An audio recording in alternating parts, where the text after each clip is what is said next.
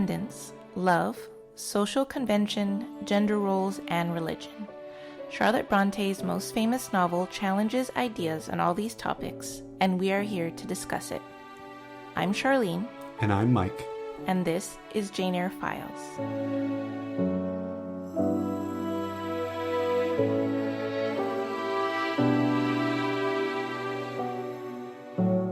Chapter 10. Stirring of Old Emotions.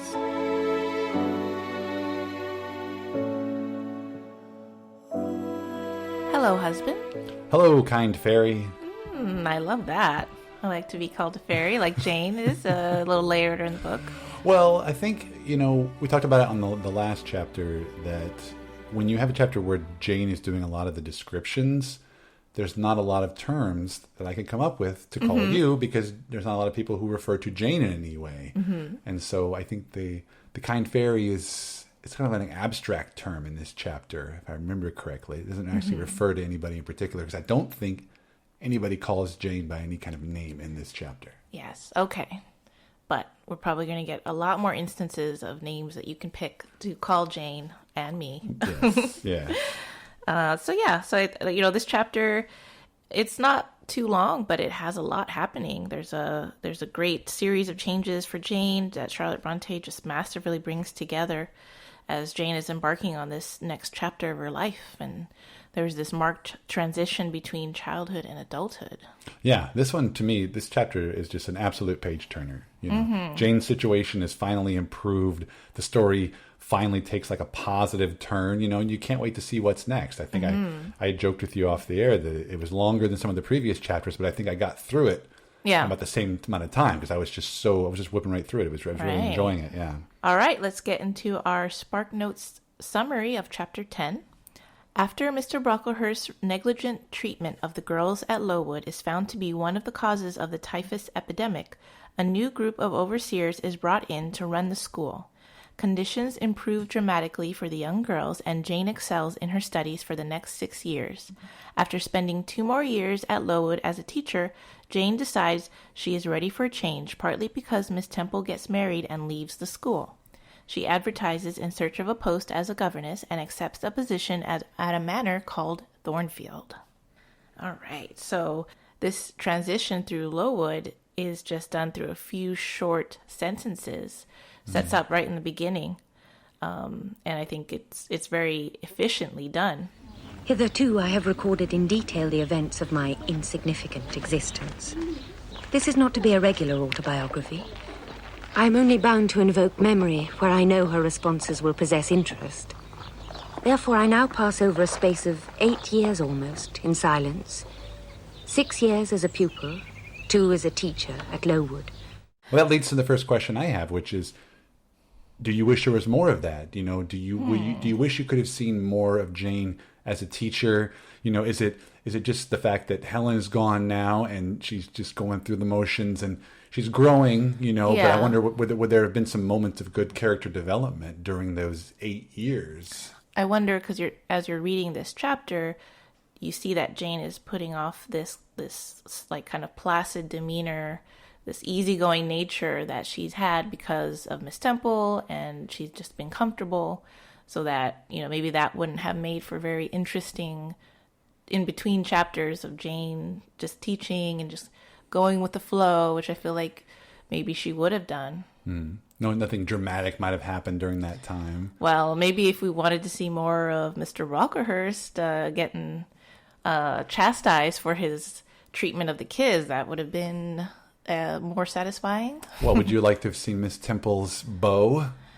Oh, how they met? Yeah, we don't really get that much of a story, so, I think that would have been interesting. And it's funny, we watched all of the adaptations, and when I was reading, and I think Spark Notes kind of glosses over it as well. Miss Temple just gets married and leaves. And to me, it was like, it seems a little anticlimactic as you're reading it, because this was just a positive figure in her life. With Helen, I don't know if I would consider Helen a mentor, but she had a great effect on Jane. Whereas Miss Temple kind of assumes that role, and we don't really get a lot of Miss Temple and Jane scenes. It's just, it's the three of them, it's Helen and Jane, and then it's the three of them, and then it's all of a sudden, when it's left to the two without Helen, Miss Temple's gone.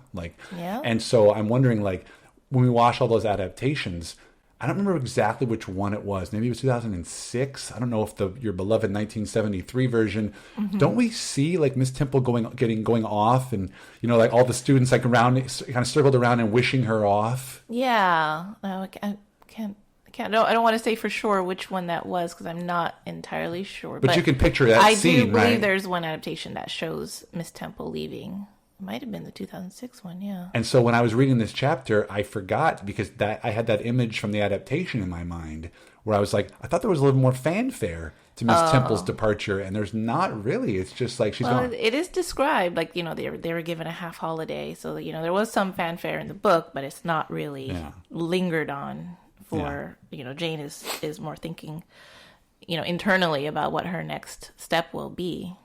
That's true, and like you said, they've got to go through 8 years and a few sentences, a few paragraphs, right. And they didn't want to kind of gloss over that. But I don't know, it would have been interesting to see that Miss Temple was dating somebody, and then I got to know him or something. But maybe it's just there's already too many characters as it is. So yeah.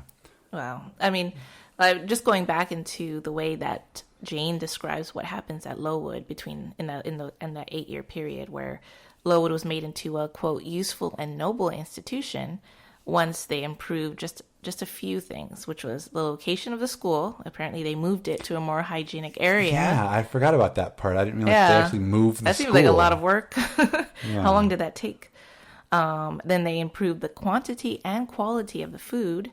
And they stopped using fetid and brackish water to prepare the food. My gosh.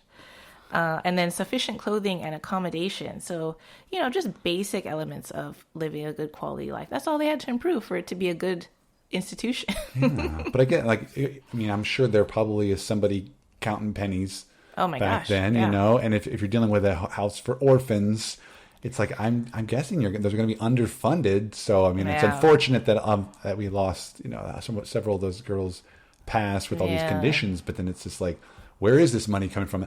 I don't know. I think didn't she mention like there's some new benefactors that come in or new? Yeah, it seemed like they got a little bit more money from other places, but still, I would assume that Mr. Brocklehurst is going around touting this great school for kids that they're being treated well and being taught well, where they're just being barely sustained, it seems like. So it must look badly on him. And I wonder if he feels like it's a chore though, right? Like he's doing it out of the goodness of his heart, kind of a thing, rather than it should be out of the goodness of his heart.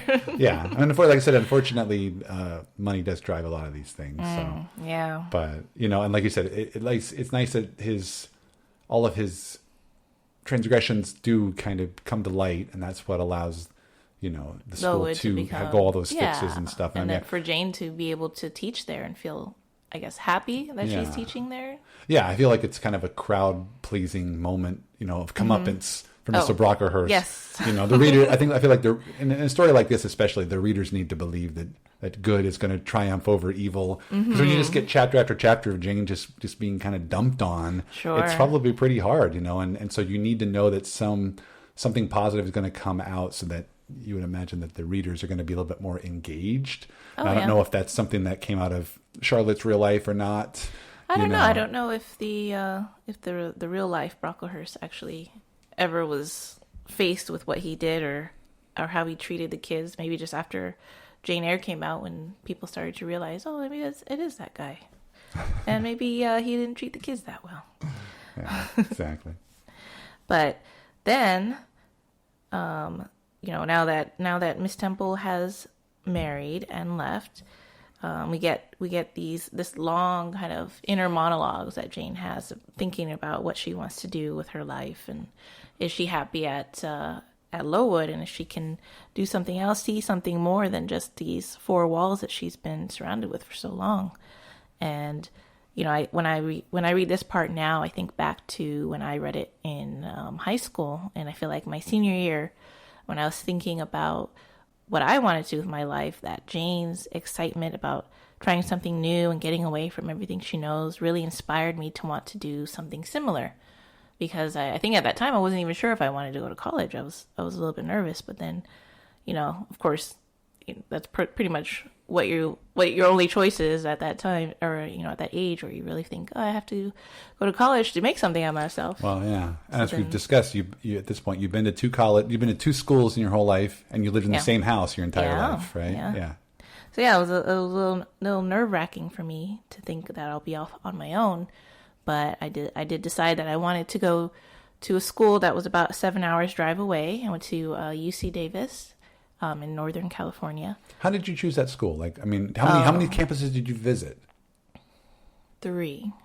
Which ones? They're all UCs though, because I had some sort of California Governor's Scholarship that would have given me, I can only use at a UC. So I thought, well, I might as well use that. I wasn't interested. I definitely wasn't interested in going out of state. So which 3 schools did you visit? Well, the ones closer to me, which was Riverside and Irvine. Oh, okay. And then Davis, and I decided to go to Davis because I wanted to get into animal science. I thought I wanted to be a veterinarian. I did not become a veterinarian, but I loved animals. So I wanted to work with animals. But yeah, so I went to UC Davis, and it's not terribly far, but it was a big step for me, but it was also a wonderful experience living on my own and learning what it is to be an adult. Yeah, and by comparison, you said Davis is about a 7-hour drive. Yes. Riverside probably was about an hour, I'm thinking. Yeah. And then Irvine is maybe an hour, give or take. It's probably, an hour and change, and there's a lot of traffic down here. So yeah. It wouldn't have been easy to get home either way, I think. But yeah, and Davis was definitely farther and more of a chore to get to if my mom or dad wanted to fly up to see me. Yeah, and I think Davis is a little bit more different. I mean, I've not been to the UC Riverside campus yet. I would like to see it, but UC Irvine is one of the more beautiful campuses I've seen in Southern California. Yeah. And Davis has a real sort of agricultural feel. Yeah. So I wonder if that was enough. You talk about wanting to get a different experience being at UC Irvine. Not only the fact that you're only about an hour from home, but it's a very similar experience. It's Orange County versus LA County where we live, but it's kind of like a lot of this area, whereas Davis definitely feels there's that Northern California, Southern California rivalry. That divide. And so I could see where when you took me up to Davis, it was like, oh man, Davis kind of reminded me a little bit of the Midwest. Oh yeah. It's very much like it's an old college town feel, and definitely a lot of focus on agriculture, farm. There was cows that were across the street from our dorms, which was a little cow farm, which was kind of nice. Except for the smell, probably. Oh, yeah. You keep the windows closed, but they're cute. One of the colleges that I went to visit back in the day was University of Illinois, and there was a huge agricultural lab on the south end of the campus. Oh, yeah. And I remember going there on a Friday to do my campus tour, and then I hung out with a buddy of mine in his dorm on Friday night. And so all we could smell was marijuana and cow feces, right? Because it was just that weird mixture of those two things at that school. But I know you talked about like my college experiences. It was slightly different than yours. I mean, I went to 2 different universities, but both of them were in areas that I had a little bit of familiarity with. Right. Northern Illinois, which was an hour west of Chicago. Well, I lived half an hour north of Chicago when I was in grade school. And then when I transferred to Southern Illinois University, that was only about an hour and a half from my parents' house. So it kind of, I'd been around that area shopping, at the malls and stuff. And so I knew a little bit of that. And then, when you talk about wanting to transition into, adulthood and being on your own, technically, yes, I guess I would have been as well. But I lived in the dorms all 4 years. I had a meal plan all 4 years. Yeah. So I never had to prepare my own meals. I had to do laundry. That was the first thing that I had to do on my own. And I'll never forget when I asked my mom to show me how to do the laundry before I left. Because I God love her, she never made me do the laundry. She did all the laundry. Wow, that's incredible. And so I said, show me how to do the laundry. Where I put the soap, how long did I put it on? And my dad, he said, he told me, why don't you just wait until you get to college and then get some co-ed, have her take you down and then have her show you. And just you could play dumb and all of a sudden you got make conversation with some woman, like that. And so, but I had to figure it out. But of course you get to the college and the washing machines are all coin operated. So they weren't the same as the one that my parents had. But, yeah. So our experiences were a little bit different. We joked about how much I moved around and how much you haven't. But I could see why leading the life that you led, going off to college, would be very similar to what she has done, because you would have also been about the same age. That's true. Yeah. Well, there's many reasons that I can relate to Jane, I feel like. And at that young age, for this part of the story, I just felt like, yeah, I like being able to feel the same feelings as Jane did at that time. As we move on here, I wanted to ask you, what did you think of the job application process in mid-19th century Victorian England, where Jane puts an ad in the paper, then has to come back? Would she go like a post office? Yeah, like a week later, she comes back to see if there's any responses. And of course, there's one. Like I know you were talking about when we want to speed the narrative up, right? You can't just make it. She keeps coming back week after week. No, I know. She puts in the she puts her ad in the newspaper, waits a week, and then when she gets a response, then she has to get the letter of recommendation, and that takes another 2 weeks, 3 weeks, and then she sends that out, and then she gets a reply back. So it's just a really long recruitment process. Yeah. But it's interesting that I think that it's great that Jane really takes it into her own hands to make this happen for herself, because I think that's a great indication of her character, because, maybe Charlotte Bronte could have said, someone came to Lowood and needed a governess and recruited her, or, some friend comes up and says, hey, do you want to be a governess? But no, Jane makes the decision. Jane figures out how to do it, and she gets it done. Yeah, it's very inspiring, Yeah. I mean, I feel like, it's a little dated. It's 2021. There was I went through a period of unemployment last year during the pandemic. And so you end up having to, I got to bunch up the resume, got to go into LinkedIn. And so we talk about this, it's a very similar process, because almost every company that I applied to, you got to go through a recruiter, and then they got to pass you on to the process. So it is a little bit lengthy. The only thing was just, I guess you would hear them a little bit quicker sometimes, depending on how when they were actually doing the hiring. But then there's sometimes you don't hear anything at all. And I feel like if you don't hear anything within a week, like at least what happened with Jane, you would you'd move on. But I guess I just think it's funny that you put an ad in the paper, and then it's just. I think about personal ads and stuff like that. Usually the ad in the paper is, we're looking for somebody, and you respond to that, rather than putting an ad saying, I'm looking for this kind of work. Yeah, you would hiring think that, yourself out. Yeah, you would think that the potential employees would be the ones reading the paper, not the potential employers. And then when the potential employee receives the potential letter of employment, how in the world are they not opening it immediately at the post office, right? Well, I know you're probably going to make fun of me, because I tend to be a little impatient, or as I like to think of it, I don't like to put off tomorrow what I can do today. But yeah, like reading that part when Jane gets a letter. Well, first of all, she says that she's going to discharge a chore, or where she's going to get some shoes made. So then she does that, and then she goes to the post office and checks. I'm like, first of all, I would have been first stop, post office, get that letter. If I get the shoes made, whatever. But are the deliveries coming in all day long, or is she thinking, let me wait until it's closer to the close of the workday? Maybe there would have been a late letter or something. But yeah. But anyways, then she has this 2-mile walk home that she doesn't take the opportunity to open the letter, I guess because she says that she's late or something. She doesn't want to be late, so she has to get home or get to Lowood. And then as soon as she gets there, she gets hit with a task, right? To do. Yeah. I'm just like, wow, how long does it take to open a letter?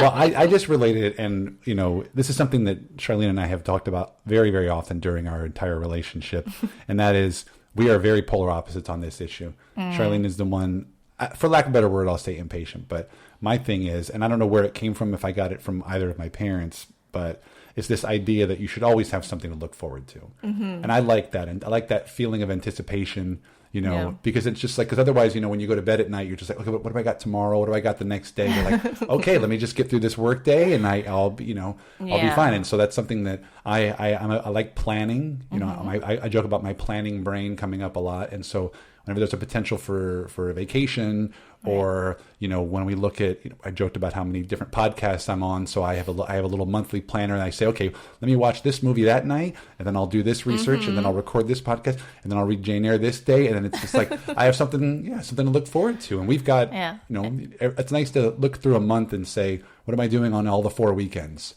It's well, you have a virtue, and it's called patience. It's great.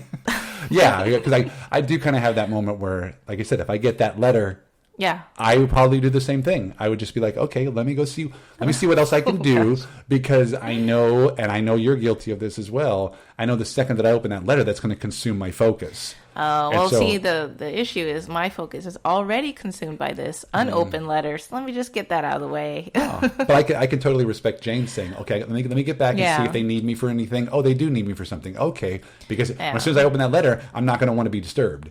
I mean, it could be that she would have read the letter and then she would have been distracted the whole night with her chores, and she doesn't want to do that. So, good on Jane. Maybe she would have just done a terrible job at her chores because she's like, whatever, I'm leaving, I'm out of here. So they give her one last night of full focus on her tasks, and then the next few weeks she's just going to be phoning it in. Yeah, pretty much. You're getting food made with tepid water. Oh gosh.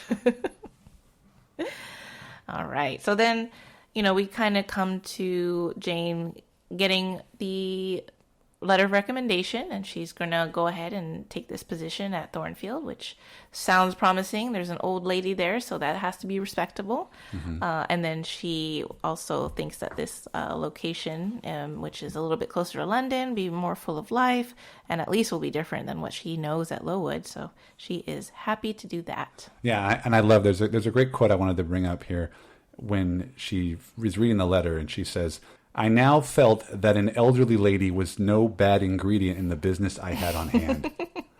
Yeah, I mean, you don't really think of the fact that, this is a little scary for Jane, that she's putting herself out there. She's going to go this great distance to this place, and she doesn't know what's going to be in store for her. So, yeah, a little old lady. But did she know she didn't put their age in the letters? This is just Jane inferring it, right? Yeah, like that I thought was kind of interesting. But yeah, and then what's even better is like, there's all that moment of the anticipation. Nothing's going to happen in this chapter, so we're going to have to wait till at least the next chapter to get to her new surroundings. But then we get what I believe, correct me if I'm wrong, this is the first character that returns in the novel. Because they say, there's somebody here to see you, and she's just like, it must just be somebody picking up my luggage or whatever. And it is... It is Bessie. Bessie. The return of Bessie. Yeah, I was just thinking, I'm like, yeah, I think this is the first time my character has left the book and come back, right? Yeah, I think so. Yeah, I mean, it's early days in the chapters, but it is nice to see Bessie again and get a little bit of update on the reads. Mm-hmm. Although I felt like this scene is largely unnecessary. Definitely, it's cut a lot in the adaptations because we don't really need to see Bessie again, but... It serves a particular function of reintroducing the idea that Jane has some relations called Eyre, and we can't forget about them. Well, I like that. I mean, like I said, I don't know if it's unnecessary, me personally, because I feel like it is nice to have Bessie back, because that is the previous phase of her life. The link to her. Yeah, and so we get one last glimpse of that so that she can go ahead and, whether she's going to rub it in Mrs. Reed's face, I'm going off to be a governess, and, thanks to your help or your lack of help. But then it's also, like you said, it's that linking scene. We've now closed the door on not only the first 4 chapters of the book, but now the first, 10. And so we've closed off both of those sections with Gateshead and Lowood, but one last little glimpse into Lowood before we leave. And then I like that I personally like that we get some idea of there's another person named Eyre, because I feel like at this point the narrative is so focused on Jane and like her lack of family, and so this is like our first glimpse into her family. My interest was incredibly piqued. Because now we're okay. There is some sort of a family tree here. All we know is that she had parents. Yeah, we know little about her family, and it's what I like about it. And correct me if I'm wrong, because I think it plays a major plot point later that she has an uncle. Yes. I like that it's now that I'm reading this again, I do not remember that part. Oh yeah, that uncle plays a key role later in the book, and so it was interesting to come back and read as I'm rereading. I'm glad you've talked me into rereading this book because I got this little Easter egg here where the uncle shows up early, and then the uncle gets told by Mrs. Reed, "Oh yeah, she's not here." Yeah, and so you're like, "Oh wow!" So Mrs. Reed could have really helped out a little bit. Oh if yeah, she would things have might have said, been very different. Yeah, and so that's that. I mean, it twists the knife a little bit. It's unfortunate for Jane, but it is another dramatic narrative little plot point that Charlotte has put in, which kind of rewards you upon the second reading. Yes, definitely. We're going to wrap up this episode, but I just wanted to give a little bit more context about Jane as a teacher and now going off to be a governess, because Charlotte Bronte was a teacher at Roe Head School in West Yorkshire for about 4 years. And then she left to become a governess for the Sidgwick family. But then she left that after 3 months and then became governess for the White family, leaving that after 9 months. So Charlotte did not really like being a governess, and she found teaching to be stifling. Is that something that you think may have been common back then, where it's like, as far as not the positions, but the idea that you're going to write a novel, should it be about something that you've experienced? Did it make it that much easier for her to do, that she couldn't just pull these characters and situations out of thin air?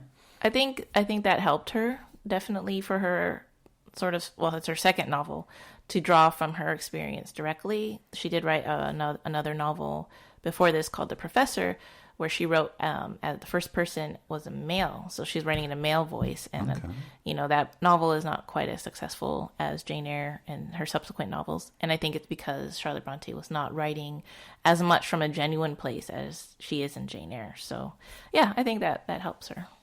And if you look at Anne Bronte, her sister Emily Bronte, Anne Bronte wrote a lot, it seemed like, from her experience. She wrote a novel about being governess, and then she wrote another novel which could be maybe based on some of her brother's antics. But Emily Bronte, well, I don't know what experience she could have drawn on for Wuthering Heights. That seems a lot more fantasy for her. Just imagining these characters, but it's different for everybody, I'm sure. Yeah, but then Charlotte didn't enjoy her time as a teacher. No, because there's these like famous excerpts of these journals, this personal diary that she wrote at Roe Head, where she has some great quotes about her feelings as an educator. One of them is, "Must I from day to day sit chained to this chair, prisoned within these 4 bare walls, while these glorious summer suns are burning in heaven, and the year is revolving in its richest glow, and declaring at the close of every summer day that the time I am losing will never come again." Get these damn kids out of here.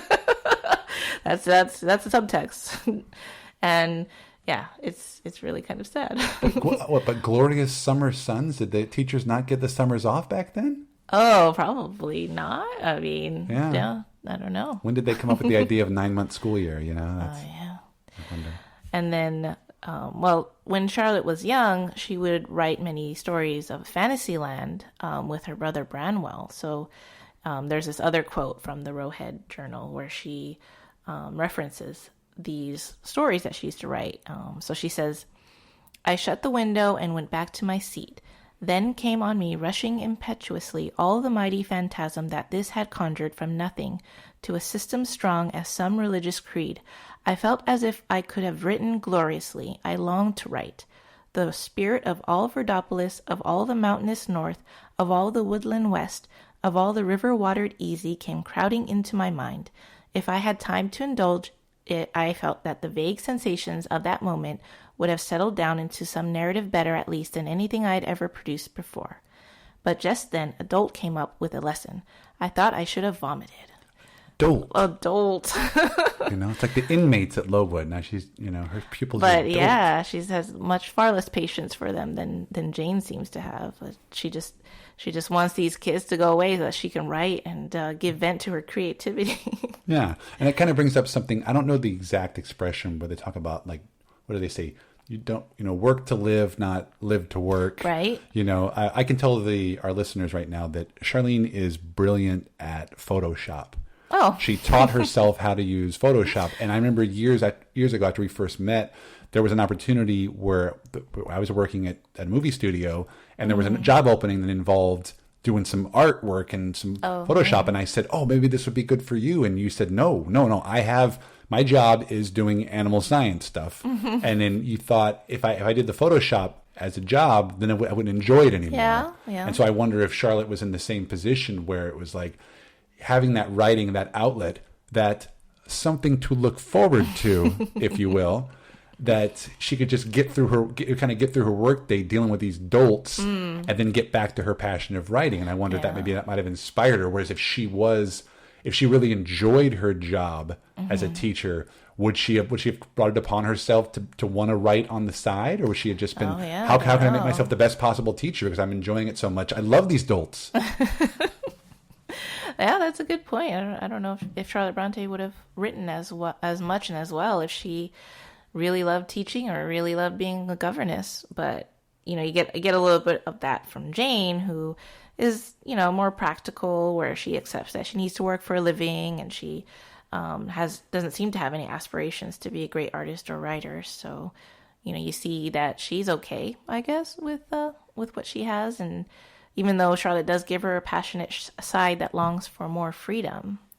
So Charlotte is kind of giving her the best of her personality, of Charlotte's personality. Yeah, and we're supposed to assume that Charlotte probably has that same passion deep rooted inside of her that she has to sort of stifle because she's got to work for a living. Yeah, definitely. All right, so let's just get into our favorite quote or passage. And Mike, what is your quote? Well, we kind of talked about it a little bit earlier, but it has to do with, transitions and new beginnings. And this comes from the night before Jane is about to leave to go off to become her governess. And she says, quote, "And now, having nothing more to do, I sat down and tried to rest. I could not. Though I had been on foot all day, I could not now repose an instant. I was too much excited. A phase of my life was closing tonight, a new one opening tomorrow. Impossible to slumber in the interval. I must watch feverishly while the change was being accomplished." End quote.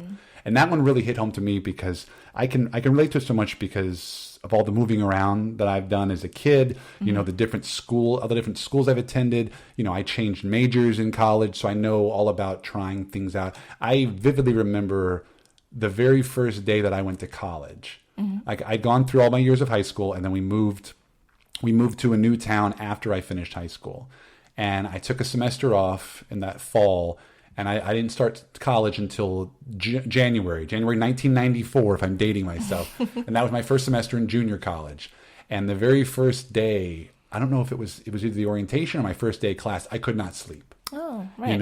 And it was January in Illinois, so it was freezing, and I was bundled up at night, waiting for the heater to kick on and stuff as I was sleeping. But I just couldn't sleep. It was so much because I'm like, okay, this is the next phase of my life, you know. And it's funny is like the same thing happened when I first moved to Los Angeles. The night before, I had loaded my car up, and I was okay. First thing in the morning, I'm going to head out. And that night, I didn't really sleep that well that night, even though I had a 10-hour drive the next day, And then once I got here, it was like I've worked a handful of jobs. I've lived in several apartments. You and I have been in, I think, 3 different places since we've known each other, And so each one is kind of like a new beginning, even if it is just a new living arrangement. Yeah. Whether you've moved, I mean, we just moved out to the suburbs over the summer, and so that was kind of another new beginning. And then, well, it kind of reminds me that in the previous few chapters where Jane leaves Gateshead and goes to Lowood, that she also couldn't sleep that night, and she also, I don't think she could sleep much when she got to Lowood too, where she was excited about what's coming. So if only she knew. Like, I think their Gateshead experience was so miserable, though. Yeah, sort of. Anything could be better, hopefully. Yeah, and I think that's the only difference is that I feel like a lot of the experiences I've left, they weren't so terrible that I would long for a new change. It was just I wanted something different. Yeah, and I think that comes from being a military brat. It's funny is we have this fictitious character of Jane Eyre, and I'm happy for her as well because I know that I've been there, and it's great to see her excitement at leaving Lowood, and even if the school has improved slightly, it's kind of awesome to see her branch out and begin adulthood. It's kind of what you're supposed to do. You can't just sit at that school for. I mean, I guess you could just continue teaching, but I don't know. Because there's no real transition because she went from being a student right into being a teacher. Yeah. It wasn't like she came in, went to college, studied education, and then came back. Yeah, that's all she knows. So yeah, definitely. Yeah. No, there's all kinds of reasons why she would want to leave and see what else is out there. Yeah, get out, do some life experiences, and maybe it'll be like Charlotte was, where she gets to become a governess and she hates it, or she gets to be a governess and she ends up falling in love. I don't know. All right. So my quote is, "I desired liberty. For liberty I gasped. For liberty I uttered a prayer. It seemed scattered on the wind, faintly blowing. I abandoned it and framed a humbler supplication for change, stimulus. That petitions too seemed swept off into vague space. Then I cried, half desperate, grant me at least a new servitude." Liberty, liberty, liberty. That's a lot of liberty. So is that a local commercial? I don't know. Nationwide. But yeah, so I mean, it's kind of touching on what we've been discussing with Jane wanting something new, but the way that she phrases this particular petition for something new. At first, she says she wants liberty, indicating like she feels trapped. Like she's trapped by many things. I think like by society and the expectations put on women. And the fact that she has no money or really any connections, family or friends. So she, it's a big word for her, liberty, so that she downgrades it a little bit and asks for servitude, which is very poignant. It's just, that's the best I can and hope for. So, and that's what she gets. But this quote also has this really wistful aspect of it. Like it's full of hope. Like she's hopeful that something different will happen for her. And I feel like it's a little bit of a young Jane. You get a sense of young Jane's hopefulness in what is now a more mature person. What's the expression? Fortune favors the bold. Yeah. Right? Yeah. She's making some very bold choices here. Mm-hmm. And what I like about it is that Charlotte has put it in there like that, not only to just frame this character to give her depth, but also to inspire readers. And as we've just found out, it inspired this reader sitting across from me to want to go all the way off to college 7 hours away. And so, that's profound. Well, I think that we covered this chapter pretty well. Yeah, it's kind of just a transitional chapter, right? Like in a weird way. There's not a lot of dialogue. It's just her describing this next phase of her life. We always talk about, you and I are both big fans of William Shakespeare's work, and all of his plays are 5 acts. And that 4th act is usually just not a lot happens because it's just, a lot of drama has happened in the first 3 and everything's going to come to a head in the 5th act. And so that 4th act is just, okay, let's just set the stage and kind of get ready and to see what happens next. And that's what this felt like to me. This felt like the 4th act of a Shakespeare play, where now we are going to, once we get to Thornfield, that's when Jane Eyre begins. The Jane Eyre as I know it. Yeah. Now granted, I didn't know much of it, but in talking to you before I had read it, I knew, okay, it's a governess and there's this guy at this house. And so I didn't know there was going to be a school with orphans and kids dying of typhus. Yeah. So now we're going to get into the meat of this book. Yeah. Well, what makes Jane Eyre so popular and enduring is what happens at Thornfield. Thank you so much for listening. If you enjoyed our podcast, please subscribe and leave us a review on your preferred podcast platform. This really helps us grow and reach new listeners. If you want to talk Jane Eyre with me online, you can find me on Twitter and Instagram at EyreGuide. That's EYRE. And if you want to hear more from me, I host my own podcast called Out of Touchstone, where my good friend Chad and I discuss all the films that Disney produced for their Touchstone Pictures label. You can also find me on Twitter at Mike DeKalb. Thank you, and farewell for the present.